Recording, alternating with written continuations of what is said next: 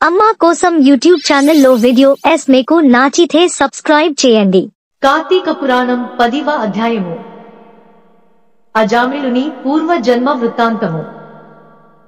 జనకుడు వశిష్ఠుల వారిని గాంచి, ముని శ్రేష్ఠ, ఈ అజామిళుడు ఎవడు? వాడి పూర్వ జన్మమెటువంటిది? పూర్వ జన్మమున నెట్టి పాపములు చేసియుండెను.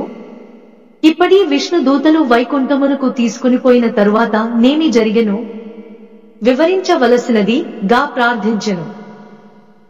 అంతనా మునిశ్రేష్ఠుడు జనక మహారాజును గాంచి ఇట్లు పలికెను.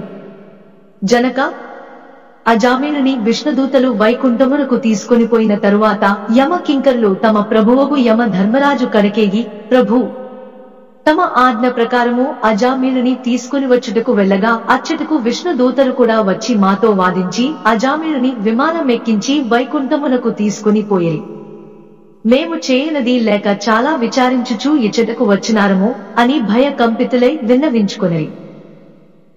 ఔరా, ఎంత పని జరిగెను? ఎప్పుడూ ఇట్టి విధముగా జరిగియుండలేదే. దీనికి బలమైన కారణము ఏదైనా ఉండి ఉండవచ్చును అని యముడు తన దివ్య దృష్టితో అజామిళుని పూర్వ జన్మ వృత్తాంతము తెలుసుకుని, ఓహో, అది ఆ సంగతి. తన అవసాన కాలమున నారాయణ అని వైకుంఠవాసుని స్మరణ చేసియుండెను. అందులకు గాను విష్ణుదూతలు వచ్చి వానిని తీసుకొని పోయేరి. తెలిసిగాని తెలియకగాని మృత్యువు సమయమున హరినామస్మరణమెవరు చేయుదురో వారికి వైకుంఠ ప్రాప్తి తప్పక కలుగును. గనుక అజామిళునకు వైకుంఠ ప్రాప్తి కలిగెను కదా అని అనుకునేను. అజామిళుడు పూర్వజన్మలో మహారాష్ట్ర దేశమున ఒకానొక శివాలయములో అర్చకుడుగా నుండెను. అతడు అపురూపమైన అందము చేతను, సిరి సంపదల చేతను, బలము చేతను గర్విష్ఠియే శివారాధన చేయక శివాలయము యొక్క ధనమును అపహరించుచు శివుని విగ్రహము వద్ద ధూప దీప నైవేద్యములను బెట్టక దుష్ట సహవాసములను మరిగి విచ్చలవిడిగా తిరుగుచుండెడివాడు. ఒక్కొక్కప్పుడు శివాలయములో పరమేశ్వరునికెదురుగా పాదములుంచి పరుండెడివాడు. ఇతనికొక పేద బ్రాహ్మణ స్త్రీతో రహస్య సంబంధం ఉండెడిది. ఆమె కూడా అందమైనదగుటచే చేయినది లేక ఆమె భర్త చూచియు చూడ నటుల నుండి భిక్షాటనకే ఊరూరా తిరుగుచూ ఏదో వేళకు ఇంటికి వచ్చి కాలం గడుపుచుండెడివాడు. ఒకనాడు పొరుగురికి వెళ్లి యాచన చేసి పెద్ద మూటతో బియ్యము కూరను నెత్తిని బెట్టుకుని వచ్చి అలసిపోయి, నాకు ఈ రోజున ఆకలి మిక్కుటముగా నున్నది, త్వరగా వంట చేసి పెట్టుము అని భార్యతో ననెను. అందులకామె చేదరించుకొనుచు నిర్లక్ష్యముతో కాళ్లు కడుగుకొనుటకు నీళ్లు కూడా ఇయ్యక అతని వంక కన్నెత్తి ఆయనను చూడక విటునిపై మనస్సు గలది అయి మగని తూలనాడుట వలన భర్తకు కోపం వచ్చి పక్కనున్న కగ్గతో బాధెను. అంతా ఆమె భర్త చేతి నుండి కద్ద లాగుకుని భర్తను రెండితలు కొట్టి బయటకు త్రోసి తలుపులు మూసివేసెను.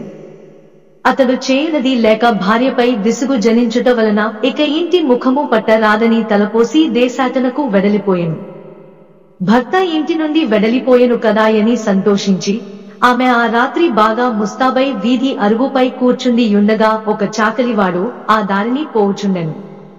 అతనిని పిలిచి, ఓయి, నీవీ రాత్రి నాతో రతి క్రీడ సలుపుటకు రమ్మని కోరెను.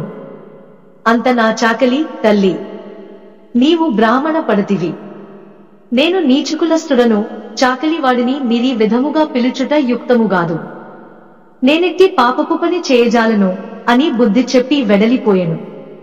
ఆమె ఆ చాకలివాని అమాయకత్వమునకు లోలోన నవ్వుకుని అచ్చట నుండి బయలుదేరి ఆ గ్రామ శివార్చకుని కడకేగి తన కామవాంఛ తీర్చమని పరి విధముల బ్రతిమాలి ఆ రాత్రంతయు అతనితో గడిపి ఉదయమున ఇంటికి వచ్చి, అయ్యో, నేనంతటి పాపమునకు ఒడిగట్టి తిని అగ్ని సాక్షిగా పెండ్లాడిన భర్తను ఇంటి నుండి వెడలగొట్టి క్షణికమైన కామవాంఛకు లోనై మహాపరాధము చేసి తిని అని పశ్చాత్తాపమంది.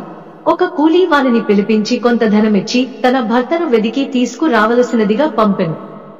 కొన్ని దినములు గడిచిన తర్వాత భర్త ఇంటికి రాగా పాదముల పైబడి తన తప్పులను క్షమించమని ప్రార్థించెను. అప్పటి నుండి మంచి నడవడిక నవలంబించి భర్త అనురాగమునకు పాత్రురాలయ్యెను. కొంతకాలమునకు శివార్చకునకు నేదియో వ్యాధి సంక్రమించి దినదినము క్షీణించుచు మరణించెను. అతడు రౌరవాది నరక కూపముల బడి నానా బాధలు పొంది మరలా నానా జన్మమెత్తి సత్యవ్రతుడను బ్రాహ్మణోత్తమునకు కుమారుడై కార్తీక మాసమున నదీ స్నానము చేసి దేవత దర్శనము చేసి యుండుట వలన నేడు గత జన్మముల పాపములు నశించుట చేత అజామినుడై పుట్టెను. ఇప్పటికి తన అవసాన కాలమున నారాయణ అని శ్రీహరిని స్మరించుట వలన వైకుంఠమునకు పోయెను. బ్రాహ్మణుని భార్యవు ఆ కామిని కూడా రోగగ్రస్తురాలై చనిపోయెను. అనేక యమయాతనలననుభవించి ఒక మాలవాని ఇంట జన్మించెను. ఆ మాలవాడు ఆ పిల్ల జన్మ రాసి చూపించగా తండ్రి గండమున పుట్టినదని జ్యోతిష్కుడు చెప్పెను. మాలవాడు శిశువును తీసుకొనిపోయి అడవి యందు వదిలిపెట్టెను. అంతలోనొక విప్రుడు ఆదారణ పోవుచు పిల్ల ఏడుపు విని జాలి కలిగి తీసుకుని పోయి తన ఇంట దాసికిచ్చి పోషించెను. ఆ బాలికనే అజామినుడు ప్రేమించెను. వారి పూర్వ జన్మ వృత్తాంతమిదియే.